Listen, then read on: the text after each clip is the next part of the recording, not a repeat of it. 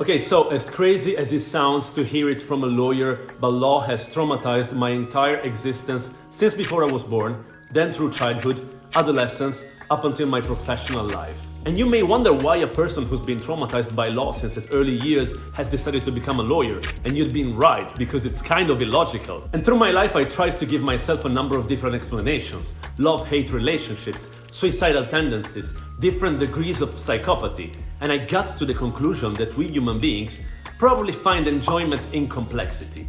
And law can, by nature, be quite complex. So let me explain you why and how law has actually ruined my life. Hi there, my name is Federich. I'm an international lawyer on his YouTube journey, and my goal on this platform is to provide value to at least one person per video that I post. So to explain the reasons of this legal trauma, I have to go back to the beginning of the 80s in Italy. Italy was at its best as a country. The economy was thriving. People were moving left and right to chase professional opportunities. And amongst the 60 and more millions of people living in Italy, there was this cocky guy from the north, living in Florence, who at one point decided to go to Sardinia to chase professional opportunities. That was my father. And shortly after moving to Sardinia, he meets a pretty innocent university girl from the center of Sardinia. That was my mom. And so they started dating, and the rest was history. But then at one point in 1983, the good news. Well, good news. A child was on the way, and that child would have been me. So the young couple, i.e. my father and my mother, started discussing how to name their child, how to name me. Will it be a girl? Then we may possibly name her Stefania,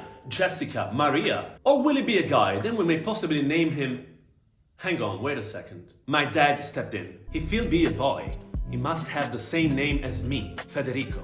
My father insisted that Federico, his name, had been a male name for generations in his family. And so he wanted to continue the tradition and call me Federico. Okay, fine, decision taken. His name, that is my name, will be Federico. So on February 27, 1984, around 2 p.m., I came to this world. And after my birth, of course, my parents started doing the paperwork to register me at the city hall with the local population as Federico Rombi. The problem is, when they went to the city hall, they couldn't. Yes, indeed, they couldn't. There was an issue with an Italian law.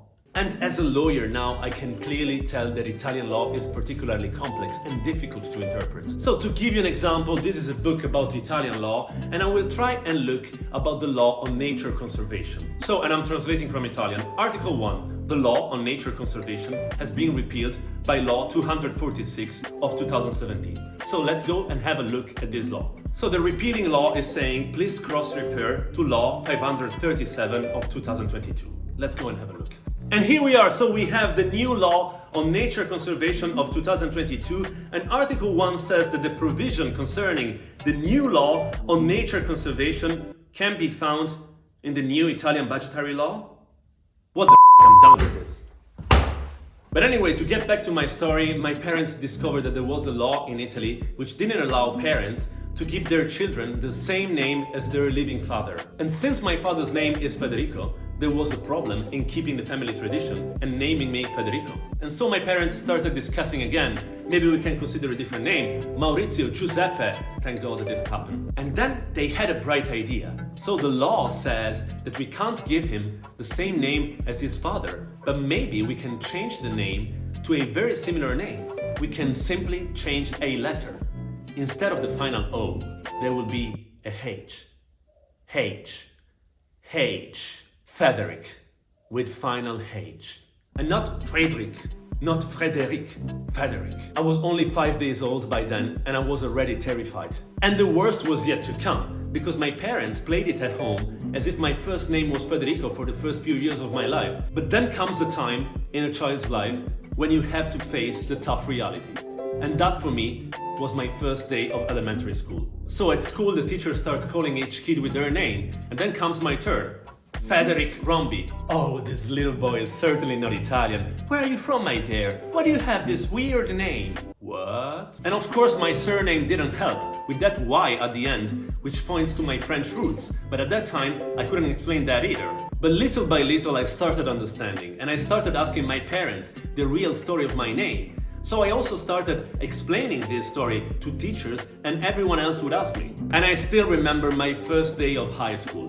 25 new classmates and 7 new teachers. As each new professor was entering the class and verifying class attendance, they would be reading each student's name, and then they would get to my name and ask me the reason for this uncommon name. And all my classmates were listening every single time. And they were obviously getting annoyed after listening to this story for 7 times in a day. And the same happened in university, exam after exam after exam. But then, even crazier, the story continued when 15 years ago I moved abroad for study and then work. UK, Spain, Belgium, France. I lived in several countries and I got that question every single day in any possible language. Because of course also non-Italians are familiar with Italian names and my name doesn't sound Italian at all. So they would go and ask, "Hey Federich, where are you from?" "Oh, Italy? Wow, that's pretty weird, because your name doesn't seem like an Italian one." So I would be called Frederick, Friedrich, Fred, and whatever other variation, which I'm now very fine with. To give you an example, check what happened in the last relay marathon that I ran here in Brussels. So eventually I set up my survival little story in various languages, and I would normally go like that. So yeah, I was born in 1984, and at that time there was a law in Italy, which is by the way still in force, which didn't allow my parents to give me the same name as my dad. Mais le problème c'était que dans la famille de mon père, Federico était un prénom lié à la tradition familiale, et mes parents voulaient préserver cette tradition. Y entonces, para seguir con esta tradición, me dieron el nombre que es más parecido al nombre de mi padre, Federico. Ed eccomi qui, 40 anni dopo, Federich, con un nome piuttosto originale per via di una strana legge italiana. So to conclude, this whole story started thanks to a law, an Italian law. And I know it's a bit unfair to say that law ruined my life. Maybe a law affected my existence. But hey, you know what? It wasn't so bad in the end. In fact, it kind of gave me the opportunity to familiarize myself with law since my childhood, and then, in the end, I managed to develop it into a competency, into a skill.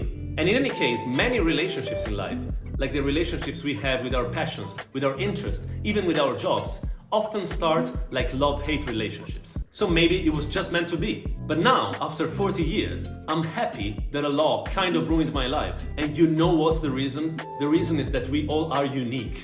In our weird names, in our physical characteristics, in our traumas, in our attitudes, in our pros and cons, in our flaws. And we should do our best to value that uniqueness every single day. But if you enjoyed the video, please like, comment, and subscribe to the channel. It would very much help me in my YouTube journey. To the next one, peace.